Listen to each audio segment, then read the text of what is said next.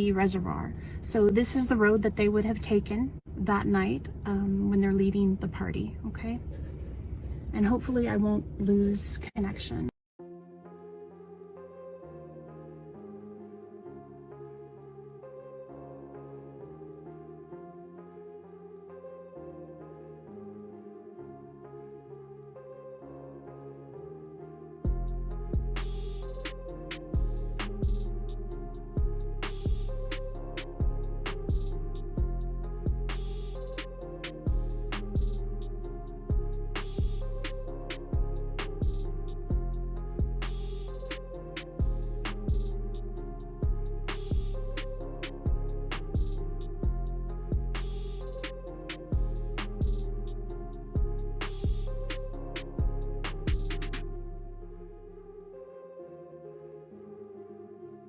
So as you guys can tell, there's no sound. I have taken off the sound. The original video is in the description box below. There's a link for it there.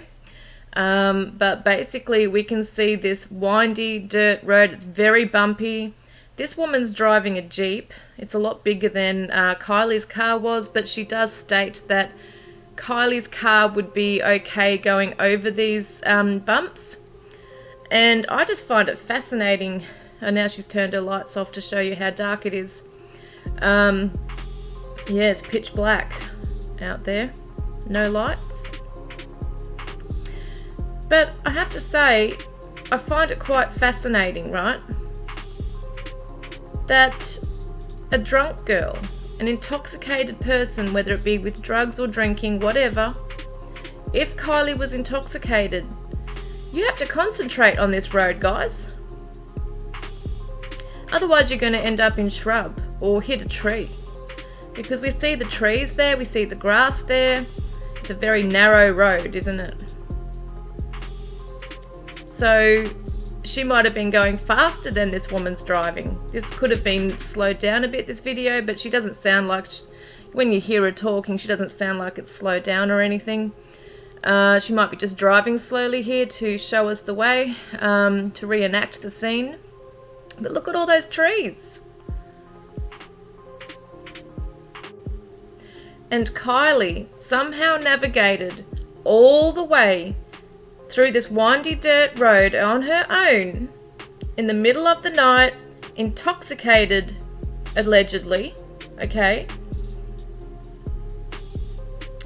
Look at this road. I could not do that. I timed this. And I stopped the parts on my stopwatch where this woman in the video had actually, her name's Christy, had actually stopped for a little while and was talking. I actually paused the video. It went for 5 minutes. The whole drive from the party to down to the lake was 5 minutes. Now, if Kiely was driving faster than that, she would have maybe got there in 3 minutes, 4 minutes. So here's the way she most likely would have gone. This is to the right. And this road is wider. There's some kind of bumps and hills, but yeah, she had a Honda CR-V, so it's a small SUV, so she would have been able to handle this pretty well. I'm gonna go on this side just because it's less bumpy. But it is a pretty wide road, see? It's pretty wide. So she, you know, it seems like, well, I mean, anyway, she was able to make it down this way. I mean, that's my opinion. You know, we're not sure of that, but all right. So here we're going to come to another T in the road. So to the right, so you'll see that that tree in front of us. To the right is another way to get down to the water, and that actually was swinging around to the other side of the campground area where I saw that water in the distance. That was more shallow. There is some deeper water over there, but most likely she turned this way. So she went left here. Okay. There is to the left of me on the ground. There's quite down there. There's quite a big crevice, but her car would have, you know, would have made it, but it's kind of a deep crevice.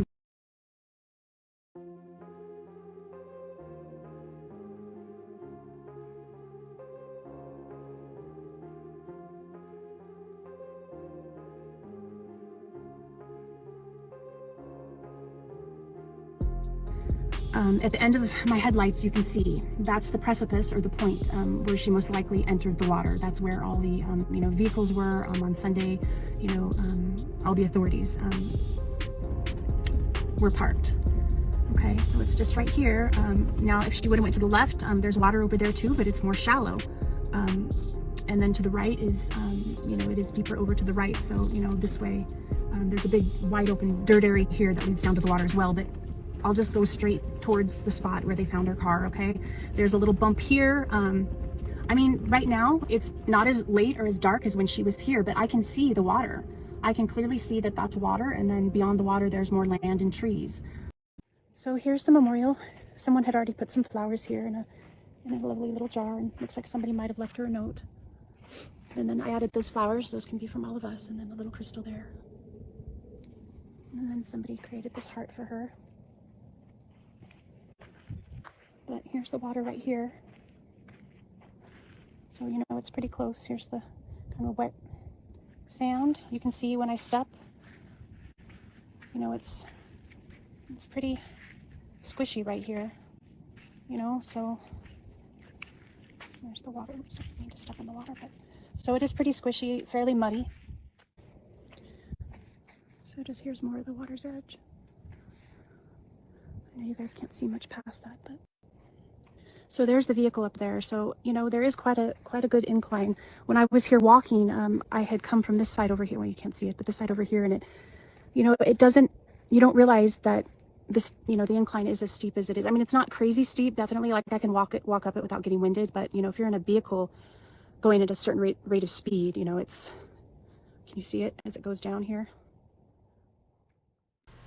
So what was really standing out to me, and as I was just saying, is that this road, you have to really concentrate on this road.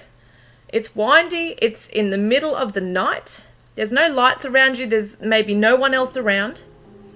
You've got substances in your system, allegedly, okay? If she's got drink in her, if she was even slightly tipsy, you still have to pay attention to what you're doing on the road, which, this takes concentration. So she would have to know, okay, I'm on a narrow road here, and I've got to watch where I'm going. There's bumps in the road, and there's trees around me, and there's lots of trees at times. And she's in a smaller car than this Jeep. So she'd have to really be careful of her speed and the bumps, and to know where she's going. She's had some kind of choice if she was behind the vehicle, behind the wheel, and nobody else was. She would still have to know and be rational in her thinking, okay, left or right, which way do I turn? So with that in my mind, when she's then turned left to come out into this big parking area, okay, where the dirt is down near the lake, I would think that she would be thinking, okay, this is not a narrow road anymore. This is a much vaster area, and still need to work out where am I and what am I doing. What I'm trying to say is, if she was rational enough to say, okay, I need to turn left or right or not come off the road and just stay on this road, why wasn't she rational enough to think, okay, this is an open space now, I need to slow down and get my bearings as to where I'm going? Or was she that drunk that somehow she just miraculously got through all those twists and turns and the windy road, the bumps and everything, and then just somehow, speed along into the water?